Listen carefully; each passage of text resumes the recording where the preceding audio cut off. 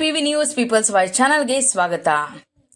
ಕರ್ನಾಟಕ ರಾಜ್ಯದಾದ್ಯಂತ ಅಂಗನವಾಡಿ ನೌಕರರ ಬೇಡಿಕೆಗಳು ಪೂರೈಸಬೇಕೆಂದು ಅಹೋರಾತ್ರಿ ಪ್ರತಿಭಟನೆ ಮಾಡಲಾಗುವುದೆಂದು ತಿಳಿಸಿದರು. ಈ ಸಂದರ್ಭದಲ್ಲಿ ಚಿಕ್ಕಬಳ್ಳಾಪುರ ಜಿಲ್ಲೆಯ ಜಿಲ್ಲಾಧಿಕಾರಿಗಳ ಕಚೇರಿ ಮುಂಭಾಗದಲ್ಲಿ ಇಂದಿನಿಂದ ಪ್ರತಿಭಟನೆಯನ್ನು ಶುರು ಮಾಡಿದರು. ಈ ಸಂದರ್ಭ ರಾಜ್ಯದಾದ್ಯಂತ ಅಂಗನವಾಡಿಗಳು 2 ದಿನಗಳ ಕಾಲ ಬಂದ್ ಮಾಡಲಾಗಿರುತ್ತದೆ ಎಂದು ಲಕ್ಷ್ಮೀದೇವಮ್ಮನವರು ತಿಳಿಸಿದರು.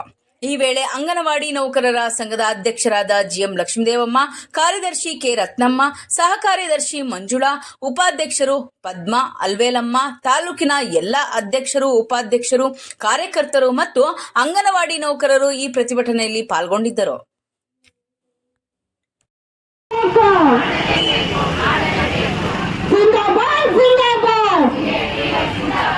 ಗುಜರಾತ್ ಹೈಕೋರ್ಟಿನ ತೀರ್ಪನ್ನು ಕೂಡಲೇ ಜಾರಿ ಮಾಡಲೇಬೇಕು.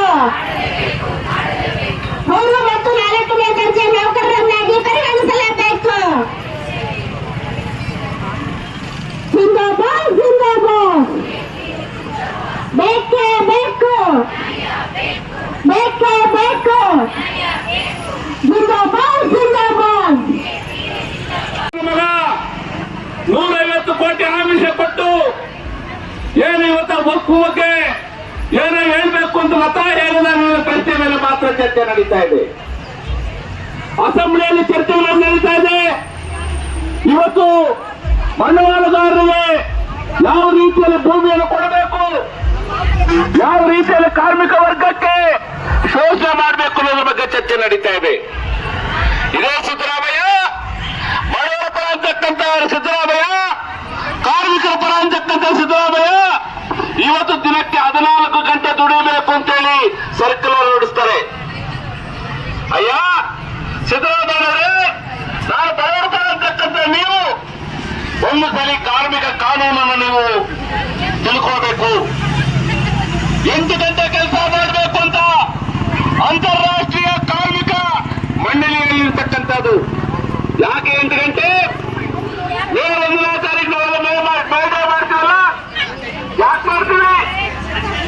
ಚಿಕಾಗೋ ನಗರದಲ್ಲಿ ಈ ರೀತಿಯಾಗಿ ಕಾರ್ಮಿಕರನ್ನು ದುಡಿಸ್ಕೊಳ್ತಾ ಇರ್ತಕ್ಕಂಥ ವಿರೋಧ ಮಾಡಿ ಕಾರ್ಮಿಕರು ಬೀದಿಗಿಳಿದು ಹೋರಾಟ ಮಾಡಿ ರಕ್ತವನ್ನು ಹರಿಸಿ 8 ಗಂಟೆ ಇಡೀ ರಾಜ್ಯಾದ್ಯಂತ ಅಂಗನವಾಡಿ ನೌಕರರು 17-18 2 ದಿನಗಳ ಕಾಲ ಅಹೋರಾತ್ರಿ ಧರಣಿಯನ್ನು ಮಾಡ್ತಾ ಇದ್ದಾರೆ. ಇದ್ರ ಜೊತೆಗೆ ಬೆಳಗಾವಿಯಲ್ಲಿ ಕೂಡ ಸುಮಾರು 20,000 ಜನ ಹೆಣ್ಮಕ್ಳು ಬೆಳಗಾವಿ, ಬಾಗಲಕೋಟೆ, ಧಾರವಾಡ, ಗದಗ ಜಿಲ್ಲೆಯ 4 ಜಿಲ್ಲೆಯ ವರ್ಕರ್ಸ್ ಕೂಡ ಬೆಳಗಾವಿ ಅಧಿವೇಶನದ ಹತ್ರ ಹೋರಾಟ ಮಾಡ್ತಾ ಇದ್ದಾರೆ. ಇವತ್ತಿನ ಹೋರಾಟದ ಮುಖ್ಯ ಉದ್ದೇಶ ಏನು ಅಂತಂದ್ರೆ, ನಾವು ಚುನಾವಣಾ ಮೊದಲು ಈಗಿನ ಸರ್ಕಾರ 6ನೇ ಗ್ಯಾರಂಟಿ ಯೋಜನೆಯನ್ನು ಜಾರಿ ಮಾಡ್ತೀವಿ ಅಂತ ಹೇಳಿದ್ರು. ಅಂಗನವಾಡಿ ಕಾರ್ಯಕರ್ತೆಯರಿಗೆ 10,000 ಮತ್ತು ಸಹಾಯಕಿಯರಿಗೆ ಅಂಗನವಾಡಿ ಕಾರ್ಯಕರ್ತೆಯರಿಗೆ 15,000 ಮತ್ತು ಸಹಾಯಕಿಯರಿಗೆ 10,000 ಮತ್ತು ಆಶಾ ಕಾರ್ಯಕರ್ತೆಯರಿಗೆ 10,000, ಬಿಸಿಯೂಟ ನೌಕರಿಗೆ 8,000 ಸಂಬಳವನ್ನ ಜಾಸ್ತಿ ಮಾಡ್ತೀವಿ ಅಂತ ಹೇಳಿದ್ರು. ಆದ್ರೆ ಇದುವರೆಗೂ ಕೂಡ ಅದರ ಬಗ್ಗೆ ಯಾವುದೇ ಪ್ರಸ್ತಾಪ ಇಲ್ಲ.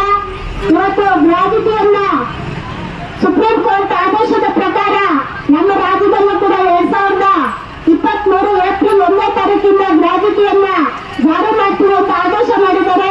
ಅದಕ್ಕೆ ಬೇಕಾಗಿರುವಂತ 40 ಕೋಟಿ ಹಣವನ್ನ ಇನ್ನೂ ಕೂಡ ರಿಲೀಸ್ ಮಾಡಿಲ್ಲ. ಅದನ್ನ ಕೂಡಲೇ ರಿಲೀಸ್ ಮಾಡಬೇಕು. ಮತ್ತೆ ಗುಜರಾತ್ ಹೈಕೋರ್ಟ್ ಏನ್ ತೀರ್ಪು ಕೊಟ್ಟಿದೆ, ಸುಪ್ರೀಂ ಕೋರ್ಟ್ ಅದಕ್ಕೇನು ಇದನ್ನು ಕೊಟ್ಟಿದೆ, ಅಂಗನವಾಡಿ ನೌಕರರನ್ನ 3 ಮತ್ತು 4ನೇ ದರ್ಜೆ ನೌಕರರನ್ನಾಗಿ ಪರಿಗಣಿಸಬೇಕು. ಇದನ್ನು 6 ತಿಂಗಳ ಒಳಗೆ ಮಾಡಬೇಕು ಮತ್ತು ಅಲ್ಲಿವರೆಗೂ ಕೂಡ ಕನಿಷ್ಠ ವೇತನವನ್ನು ಕೊಡಬೇಕು ಅಂತ ಏನ್ ತೀರ್ಪನ್ನು ಕೊಟ್ಟಿದೆ, ಆ ತೀರ್ಪನ್ನ ಜಾರಿ ಮಾಡಬೇಕು ಅಂತ ಮತ್ತು ಅಂಗನವಾಡಿ ಕೇಂದ್ರಗಳಲ್ಲಿ LKG, UKGಯನ್ನು ಪ್ರಾರಂಭ ಮಾಡಬೇಕು. ಶಾಲಾ ಪೂರ್ವ ಶಿಕ್ಷಣಕ್ಕೆ ಹೆಚ್ಚು ಒತ್ತನ್ನು ಕೊಡಬೇಕು. ಅಂಗನವಾಡಿ ICDS ಯೋಜನೆಯನ್ನ ಪ್ರತ್ಯೇಕ ನಿರ್ದೇಶನಾಲಯ ಮಾಡಬೇಕು ಮತ್ತು MPS ಲೈಫ್ನಲ್ಲಿರುವಂತಹ ಲೋಪದೋಷಗಳನ್ನ ಸರಿಪಡಿಸಬೇಕು. ಈ ಎಲ್ಲಾ ಬೇಡಿಕೆಗಳನ್ನು ಕೂಡ ಇಟ್ಟು ಇವತ್ತು ಇಡೀ ರಾಜ್ಯಾದ್ಯಂತ ಎಲ್ಲಾ ಜಿಲ್ಲಾ ಕೇಂದ್ರಗಳಲ್ಲೂ ಕೂಡ ಹೋರಾಟ ಮಾಡ್ತಾ ಇದ್ದಾರೆ. ಇದಕ್ಕೆ ಕೂಡಲೇ ಸರ್ಕಾರ ಸ್ಪಂದಿಸಬೇಕು. ಇಲ್ಲ ಅಂತಂದ್ರೆ ನಾವು ಇದನ್ನ ಅನಿರ್ದಿಷ್ಟವಾಗಿ ಹೋರಾಟಕ್ಕೆ ಮುಂದುವರಿಸಬೇಕಾಗ್ತದೆ ಅಂತ ಈ ಮೂಲಕ ಚಿಂತೆಯನ್ನು ಕೊಡ್ತಾ ಇದ್ದೀವಿ.